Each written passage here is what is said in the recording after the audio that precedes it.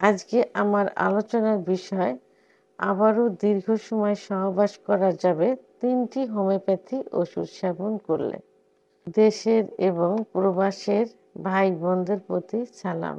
যৌন অক্ষমতার রোগীদের কমন একটা অভিযোগ যে তারা সহবাসে সময় পাচ্ছে না, অর্থাৎ দ্রুত বীর্যপাত হয়ে যায়। বিশেষ করে পুরুষ তাদের অভিযোগটা বেশি থাকে। তাদের ওয়াইফদের অর্থাৎ স্ত্রীরও অভিযোগটা একটাই যে তার হাজব্যান্ড সহবাসে আসলে তার বীর্যপাত হওয়ার আগেই স্বামীর বীর্যপাত হয়ে যায়। দেখা যায় যে মানে সহবাসে লিপ্ত হওয়ার আগেই স্ত্রীর যোনি স্পর্শ করা মাত্রই বীর্যপাত হয়ে যায়। আবার অনেকে 30-40 সেকেন্ডের মধ্যে হয়ে যায়। সাধারণত যাদের 1 মিনিটের ভিতরে বীর্যপাত হয়ে যায় সেটাকে কিন্তু দ্রুত বীর্যপাত বলে। আর 1 মিনিট পরে 3-4 মিনিট তারও বেশি যারা স্বামী স্ত্রী একসঙ্গে বীর্যপাত হয় সেটাকে দ্রুত বীর্যপাতের ভিতরে ধরা হয় না, কারণ উভয়ে সুখ অনুভব করতে পারে। তো এই যে দ্রুত বীর্যপাত, দ্রুত বীর্যপাত হওয়ার পিছনে অনেক কারণ রয়েছে। বিশেষ করে পুরুষের যে হরমোন টেস্টোস্টেরন হরমোন কমে গেলে এই সমস্যাটা বেশি হয়ে থাকে। অনেকের ধারণা যে অতিরিক্ত হস্তমৈথুন করার কারণে এটা হয়ে থাকে। হ্যাঁ, হস্তমৈথুন নর্মালি করার কারণে কিন্তু এই সমস্যা হয় না, কারণ হস্তমৈথুনে ওইভাবে যৌন অক্ষমতার প্রভাব পড়ে না। কিন্তু যখন অতিরিক্ত হস্তমৈথুন হয়ে যায় তখন দ্রুত যৌন অক্ষমতার উপরে প্রভাব পড়ে। যখনই সবকিছু অতিরিক্ত হয়, আর বিছানায় ঘর্ষণ দিয়ে বীর্যপাত, অতিরিক্ত স্বপ্নদোষ, অতিরিক্ত যৌন মিলন ইত্যাদি কারণে কিন্তু যৌন অক্ষমতা আসে এবং দ্রুত বীর্যপাত যৌন অক্ষমতার একটা অংশ। এখন দ্রুত বীর্যপাত হওয়ার পিছনে অনেক কারণ রয়েছে। অনেকে দেখা যায় যে এক্সাইটেড খুব বেশি হয়ে যায়, নিজেকে কন্ট্রোল করতে পারে না। আবার অনেকের ভিতর ভয় একটা কাজ করে, একটু যৌন অক্ষমতা আসলো তারা সেটাকে এমনভাবে নেয়, তার স্ত্রীরা এমনভাবে নেয় বিষয়টাকে যে মনে হয় যে তার হাজবেন্ড কি সে একেবারে খুব বড় ধরনের একটা সমস্যায় পড়ে গেছে, তার সহবাসে যাইতেই পারবে না ইত্যাদি ভাবতে ভাবতে তারা দেখা যায় যে সহবাসে যাবার পূর্বেই যোনি মাত্র স্পর্শ মাত্র বীর্যপাত হয়ে গেছে। এই দুশ্চিন্তা ভাবতে ভাবতে সঞ্চালন মাত্রে 30-40 সেকেন্ডের মধ্যে বীর্যপাত হয়ে গেছে। এটা মানসিক একটা সমস্যা।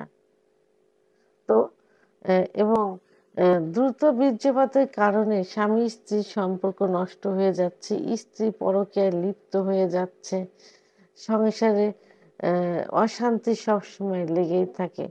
সংসারে পারিবারিকভাবে, সামাজিকভাবে, রাষ্ট্রীয়ভাবে বিশাল একটা সমস্যার সৃষ্টি হয় এই দ্রুত বীর্যপাতের কারণে। তো এই সমস্যার সমাধানের জন্য প্রথমে কি করতে হবে, অবশ্যই কারণগুলো নির্ণয় করে সেগুলো থেকে দূরে থাকতে হবে।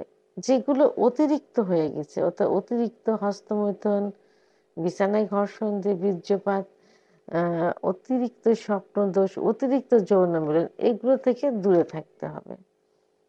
আবার ডায়াবেটিস, উচ্চ রক্তচাপ, হার্টের সমস্যা থাকে সেগুলো কন্ট্রোলে থাকতে হবে। প্রপারলি ডাক্তারের চিকিৎসাধীন থাকতে হবে। এবং পুরুষের যে হরমোন টেস্টোস্টেরন হরমোন, এই লেভেল বাড়ানোর জন্য পারিবারিকভাবে যে খাবারগুলো আছে প্রতিদিনের খাবারের তালিকায় সেই খাবারগুলো অ্যাড করতে হবে। যেমন দুধ, ডিম, খেজুর, কাজু বাদাম, মধু, ঘি, এইগুলো খেতে হবে। ডায়াবেটিস রোগীরা মধু ওইভাবে খাওয়া যাবে না, তাহলে 1 চামচ করে 2 বার খেতে পারেন, সকালে এবং রাত্রে 1 চামচ, 2 চামচ, সকালে 1 চামচ, রাত্রে 1 চামচ। মধুতে ন্যাচারাল সুগার থাকে, ডায়াবেটিস ওইভাবে বাড়াবো না যদি এই পরিমাণ খাওয়া যায়। আর উচ্চ রক্তচাপের রোগীদের দুধটা পরিমিত পরিমাণ খেতে হবে, অর্থাৎ 1 পোয়া দুধের ভিতরে 1 পোয়া পানি, এবং একটা হাঁসের ডিম, সর্বোচ্চ ২টা হাঁসের ডিম আধা সেদ্ধ করে খাইতে হবে। আর অবশ্যই প্রেশারের ওষুধ খাইতে হবে, প্রেশার কন্ট্রোলে রাখতে হবে। এবং সর্বশেষ একজন অভিজ্ঞ সম্পূর্ণ হোমিওপ্যাথি ডাক্তার দেখাতে পারে রেজিস্টারকৃত, কারণ হোমিওপ্যাথি যার কোনো পার্শ্ব প্রতিক্রিয়া নেই। তো আজকে আমি মাত্র ৩টা হোমিওপ্যাথি ওষুধের নাম বলবো, যে 3টা হোমিওপ্যাথি ওষুধ সেবন করলে, এবং সেটা একটু ধৈর্য ধরে খেতে হবে। অনেকের ধৈর্য থাকে না, এখন খেলাম এখনই রেজাল্ট পাইতে হবে। এটা কি হলো? অন টাইম ট্যাবলেট হলো, অন টাইম ট্যাবলেটের মতো। তো যে এটা খেলে কি হবে? প্রথমে কিডনি ড্যামেজ হবে, দ্বিতীয়ত এই অন টাইম ট্যাবলেট পরবর্তীতে আপনার কোনো কাজই করবে না, এবং পরে প্রপারলি চিকিৎসা নিলেও কিন্তু কোনো কাজ হবে না। তাহলে ধৈর্য ধরে ওষুধ খেতে হবে। ডাক্তার দেখানোর পর ডাক্তার যে কদিন আপনাকে সাজেস্ট করবেন, একটু ধৈর্য ধরে সেই কদিন ওষুধ সেবন করতে হবে। তাহলে একটা সময় ঠিক হয়ে যাবে। আর মনকে শক্ত করতে হবে। প্রয়োজনে সাইকোলজিক্যাল কিছু পরামর্শ নিতে হবে, কাউন্সেলিংয়ের ব্যবস্থা করতে হবে মনকে শক্ত করার জন্য। তারপরেও যদি কাজ না হয়, ওষুধ খাওয়ার যে ধৈর্য না থাকে, আপনি মাঝে মাঝে ডাক্তারের পরামর্শ অনুযায়ী আপনি প্রোটেস্ট ব্যবহার করতে পারেন, শক্ত কন্ডম ব্যবহার করতে পারেন। তবে সেটা চিকিৎসার ভিতরে আনা যাবে না, অভ্যাসে পরিণত হওয়া যাবে না। কারণ একটা সময় দেখা গেল যে এটা অভ্যাসে পরিণত হয়ে যাবে। যতই ওষুধ খান, কোনো ওষুধে কাজ করবে না, ওটার উপরে নির্ভরশীল হয়ে যাবেন। এই জন্য নির্ভরশীল হওয়া যাবে না, মাঝে মাঝে প্রোটেস্ট ব্যবহার করতে পারেন ওষুধ চলাকালীন ভিতরে। তো আজকে যে 3টি হোমিওপ্যাথি ওষুধ নিয়ে কথা বলবো, প্রথম যে ওষুধটি সেটা হলো অ্যাসিড ফস, অ্যাসিড ফস মাদার টিংচার। ওষুধটি হোমিওপ্যাথি জগতে খুবই নামকরা একটি ওষুধ। মাদার টিংচারটি সম্পর্কে সবারই কম বেশি ধারণা আছে। যারা হোমিওপ্যাথি অনুরাগী, ওই হোমিওপ্যাথি যারা আস্থার সহিত সেবন করে থাকেন, যাদের হোমিওপ্যাথির প্রতি আস্থা আছে, পরিবারে হোমিওপ্যাথি ব্যবহার করেন, তাদের ওষুধটি সম্পর্কে ধারণা আছে। অ্যাসিড ফস মাদার টিংচার ওষুধটি 15 ফোঁটা ঠান্ডা পানি সহ দিনে 3 বার সেবন করতে পারেন, খাবার আধা ঘন্টা আগে অথবা আধা ঘন্টা পরে। 1 থেকে 3 মাস পর্যন্ত সেবন করা যেতে পারে। দ্বিতীয় যে ওষুধটি বলবো সেটি হলো ট্রিবিউলাস, ট্রিবিউলাস ট্রেস্টিজ, ট্রিবিউলাস ট্রেস্টিজ। ওষুধটি খুবই পরিচিত একটা নাম। যাদের যৌন অক্ষমতা বেশি, বিশেষ করে যাদের দ্রুত বীর্যপাত হয়ে যায়, তাদের ক্ষেত্রে খুবই ভালো কাজ করে থাকে। ওষুধটি নিয়মিত সেবন করলে দ্রুত বীর্যপাত থেকে বেরিয়ে আসা সম্ভব হবে। ওষুধটি 15 ফোঁটা ঠান্ডা পানি সহ দিনে 3 বার সেবন করতে হবে, খাবার আধা ঘন্টা আগে অথবা আধা ঘন্টা পরে। 1 থেকে 3 মাস পর্যন্ত সেবন করা যেতে পারে।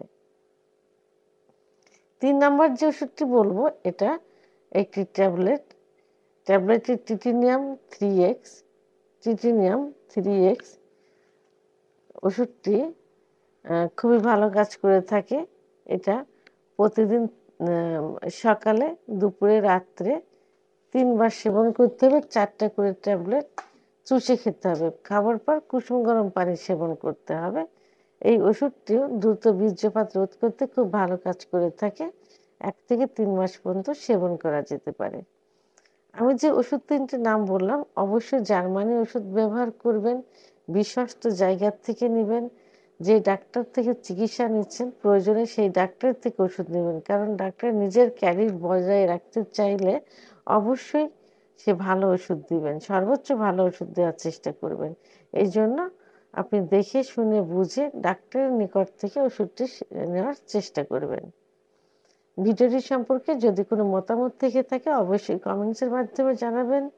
আর ভিডিওটি ভালো লাগলে লাইক, কমেন্ট, সাবস্ক্রাইব করে আমার সঙ্গে থাকুন। আল্লাহ হাফেজ।